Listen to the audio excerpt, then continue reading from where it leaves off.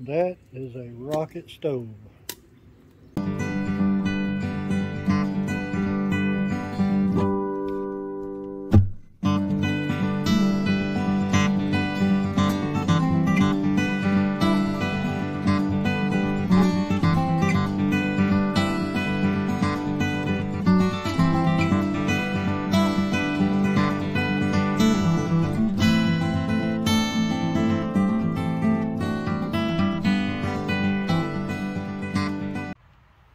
Hello, hey, little project I've been working on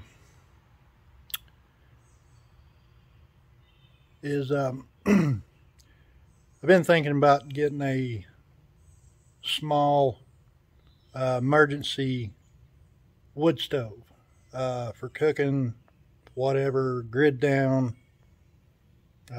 just a little project, you know, something cheap. I didn't want to go to Amazon really and spend $150 on one. So got on YouTube the other day and I thought, you know, let's look and see what I can come up with. And this was actually a pretty neat project, and I'm sorry that I didn't record how I made it, but I can go over and show you step by step what I did, show you what was involved, the tools that I used.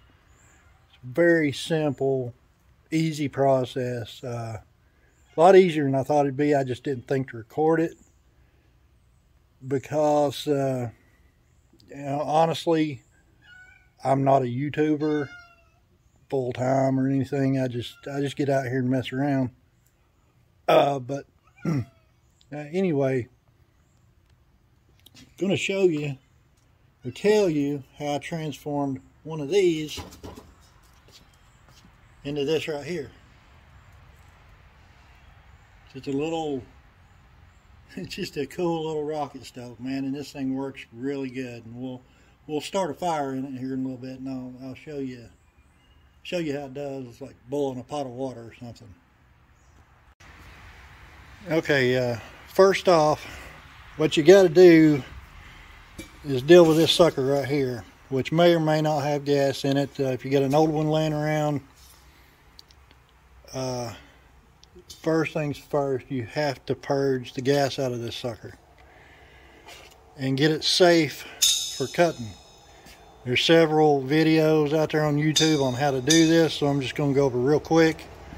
Right here on the side of all these nozzles is a little bleeder screw.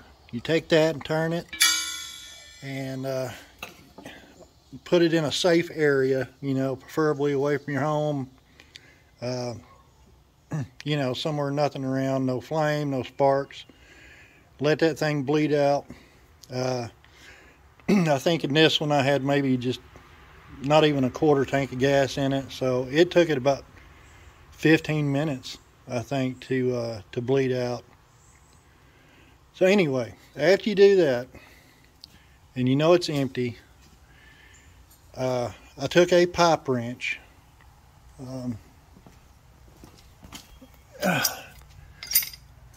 This sucker right here, turned it on its side, stuck a piece of rebar through it so it wouldn't turn, put this pipe wrench on it, and slowly worked that nozzle out. It was in there. It was in there really tight because, as you can see, I mean, I boogered it up. It's got some kind of sealant around the threads. They put around the threads. So, yeah, it was a pain in the butt to get out of there. Anyway, you get that done. So you're left, you know, with a hole up here. And, of course, no gas. Well, there's fumes still in it. So you have to fill this sucker up with water a couple of times. Purge all the gas fumes out of it. I mean, very, very important. Can't stress that enough.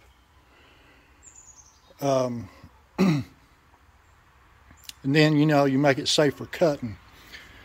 So we'll get this out of the way. Then we'll focus on this baby right here, and I will try to show you step by step how I did this. I took my trusty grinder, first thing, okay, put a real thin cutting wheel on it.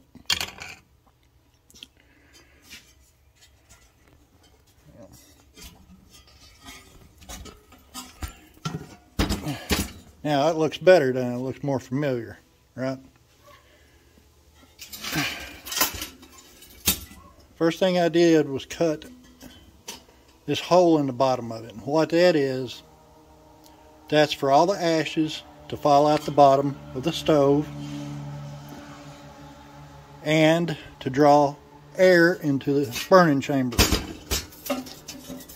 Right? Now, second, what I did is I went ahead and cut this door out, right?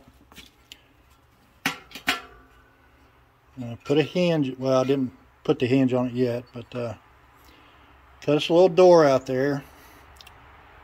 Then I took, and right here along this seam, you see it right here, I took that grinding wheel grinder, and I cut this sucker all the way around. All the way around. It didn't take very long. It's not that thick of metal. It does have a little band on the inside where it's a little thicker right there at that weld. But so I got that. I went to Home Depot and got some old grill grate. Right? And once I had this off, stuck that grill over it, marked it, and cut it. Real simple. It fell down in there. Now, hang on. My light's going out. I need to change the battery.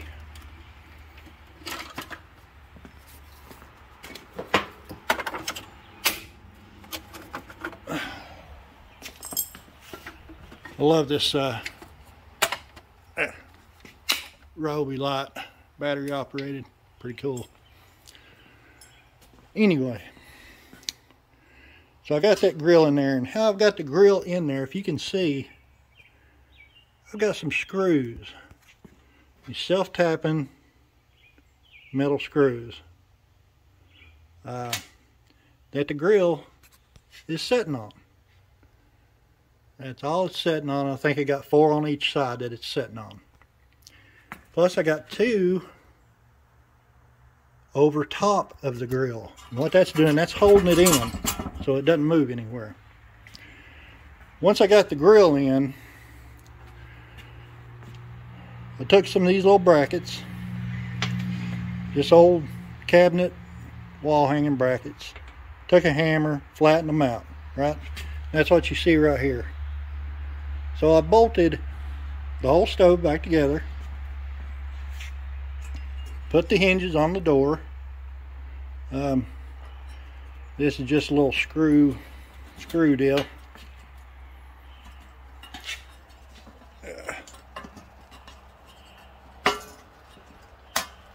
Right there. That just keeps the door shut when you're not using it. And I've actually had a fire in this. I put a fire in it before I painted it and tried it out. But there's no need for a, you know, a chamber down here to draw the air, since I've already got that huge hole up underneath where the ashes fall out.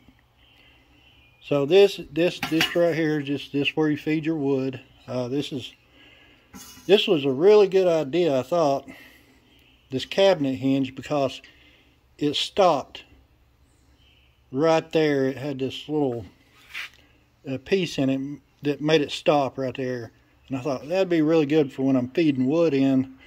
What I didn't take into account is there's a plastic piece right near that melted out, so it doesn't stop right there anymore very well. But yeah, it is what it is. So, and I left the rings, of course, on top and bottom. A lot of people cut them off, but I utilized it, and I put this, of course I cut this hole out here with a grinding wheel, real simple. Cut a piece of grate to go on the top, anchored it down, just this screw, little wing nut deal, works really well. And before I put these little braces on, it was kind of tippy. So all this is just like well, see what's holding up the garage door right there? Yeah, that's all it is, just a piece of little frame. Now you can't turn the sucker over. So, and what else did I do? Oh yeah, you're thinking, why did you paint it white? Well, I went up to Tractor Supply. I was going to get some more of this high heat grill paint, you know, wood stove, grill, whatever.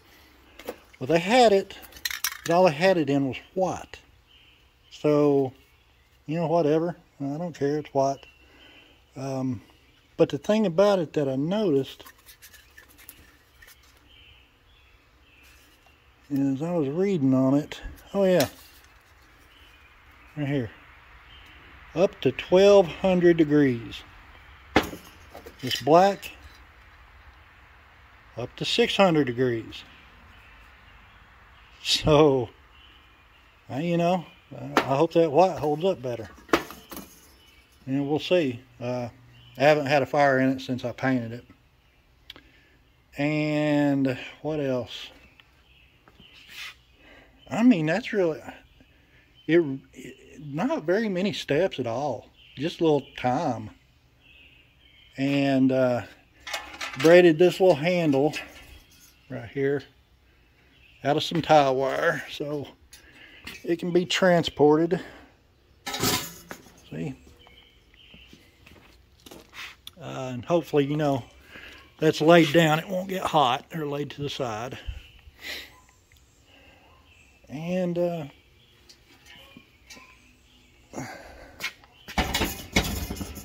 you know, for these brackets I used little 1/2 inch self-tapping screws for, you know, for the hinges, just small stuff. These right here, just a little 1/2 inch is plenty good. To hold the grate up, I think these are 1.5 inches. You'll need, you know, a little impact and nut driver for each size. I drilled a pilot hole for everything. I just like drilling pilot holes. It's a little more precise with a drill bit that's slightly smaller than the screw itself, of course. And I guess the next step is to put a fire in it and show you guys how it works.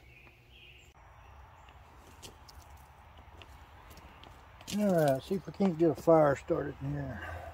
This little piece of fire log.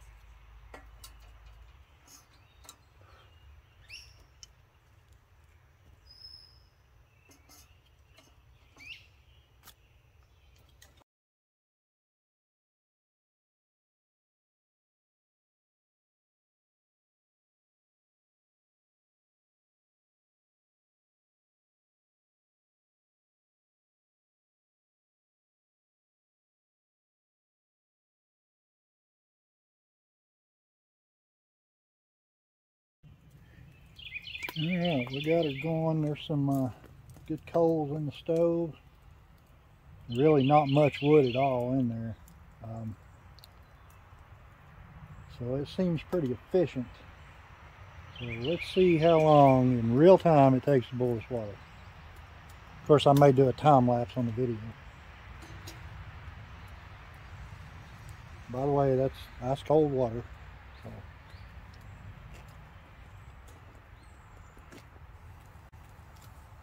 Well, not ice cold, but pretty cold.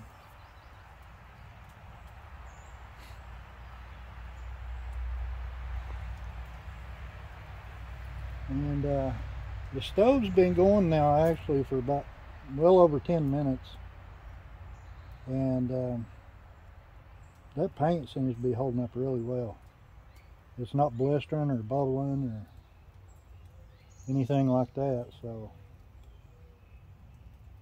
that is a good sign.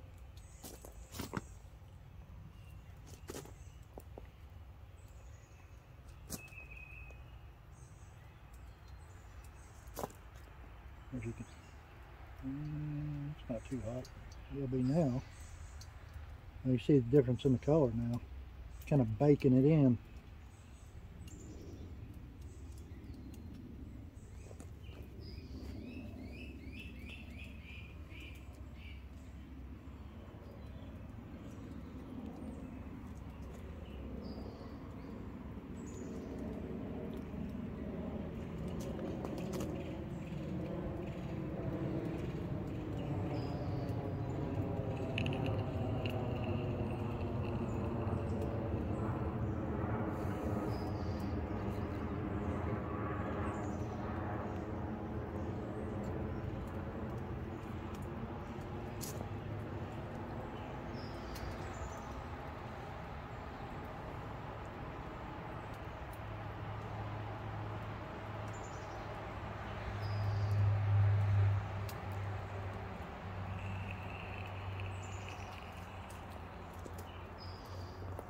And as you notice, you get it going, there's hardly any smoke at all coming off this thing. It means it's burning it real efficient, but the wood I'm putting in there is really dry pine. Really super dry kindling, so I'm sure some hardwood or wood that's got a little moisture in it would smoke a bit more.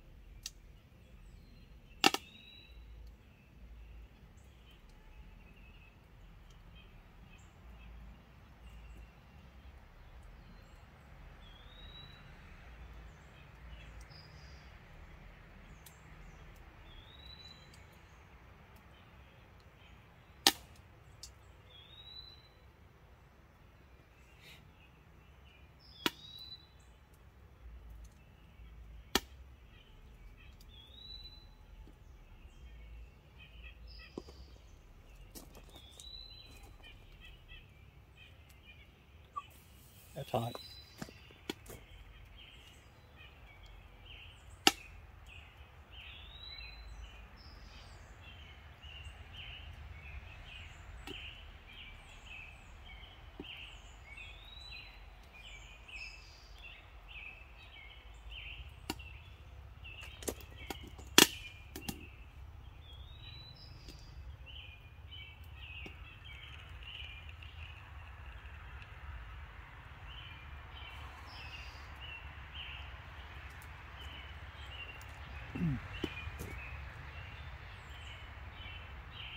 The thing that's really cool about these rocket stoves is to boil a pot of water out on an open campfire, you would probably use 2 to 3 times more wood or fuel than you would in one of these. Just way more efficient.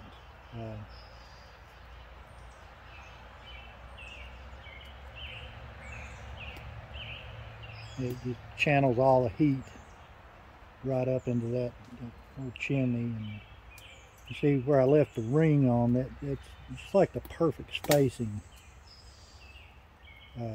for that pot to set on, where it doesn't extinguish. It allows the heat to rise up around the pot.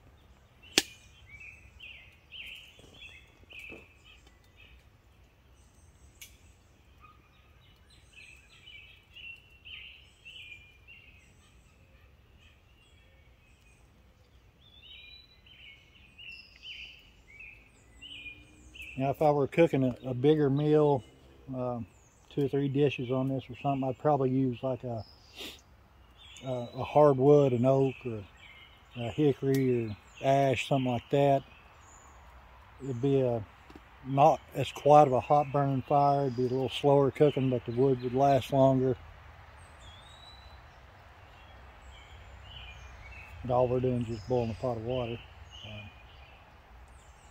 As fast as we can. I could probably boil it a little faster if I just keep jamming the wood in there, but then you run the risk of getting ashes and everything else in the pot, which you're cooking on a fire, you're gonna have that anyway. It just adds to the flavor.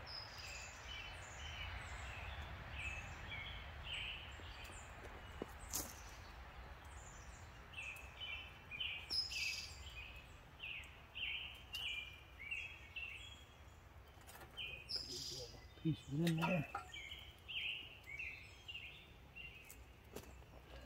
And it is just about to start boiling, I believe.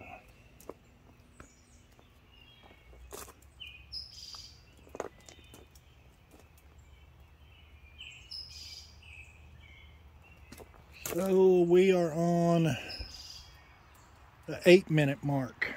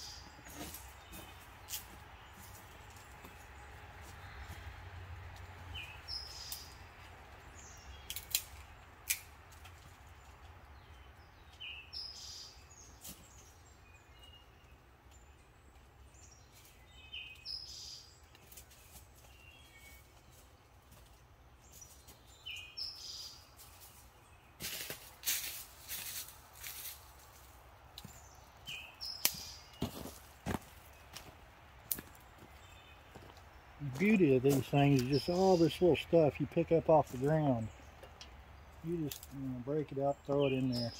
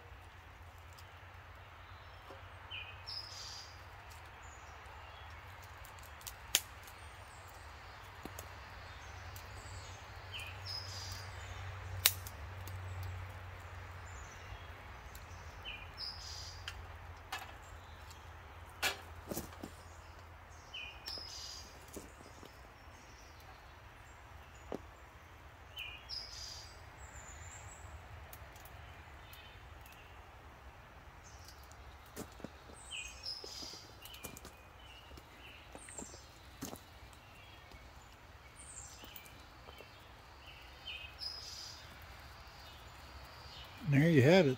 I mean,